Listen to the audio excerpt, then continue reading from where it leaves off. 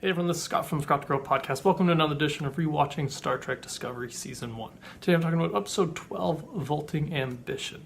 Just going to be starting off with the plot summary and then just talking about my general thoughts about this episode. So let's just start with that plot summary, which says Burnham and Lorca are summoned to the ISS Huron, the Imperial flagship. Georgiou sends Lorca to a Agony booth and has dinner with Burnham. Stamets finds himself within the mycelial network with the consciousness of his Mir counterpart, learning that the network has been corrupted by the Mir Stamets experiments. Stamets encounters a representation of Culber and accepts his loss before waking up to find his spore collection infected. Georgiou laments allowing Lorca to become a father figure for Burnham, only for the pair to fall in love and plot to overthrow her. She plans to execute Burnham,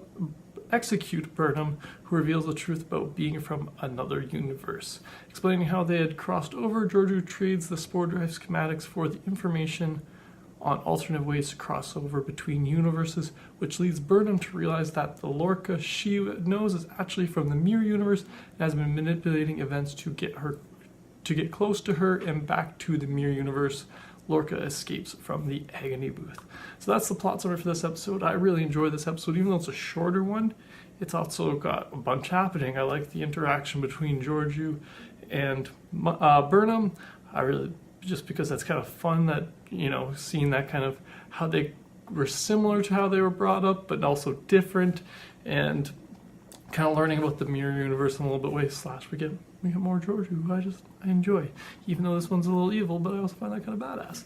But yeah, and then we also get the big reveal in this episode that the Lorca we've known this whole season is actually from the Mir universe all along, which I really loved this reveal. I thought this was a really cool reveal. I think this episode lays on really thick. I can't speak for my first time when I watched it if I put the pieces together beforehand, but this episode when you rewatch it, you put the pieces together with the eye stuff and the different things like that. But yeah, I still enjoyed that reveal. I thought it was really cool, well done reveal that it's kind of just like Burnham putting all these pieces together out of nowhere and being like, oh, this makes sense. And I also like the idea that they also have him kind of reveal himself as well, as we were seeing from our point of view and the narrative point of view that we see, this one little interaction he has with one of the guards. So I just really enjoy the way this episode had played out in that respect. I also really like the design of the Emperor ship in this one. I thought that was really cool. The flagship looks like some kind of star is powering it, or star-looking thing.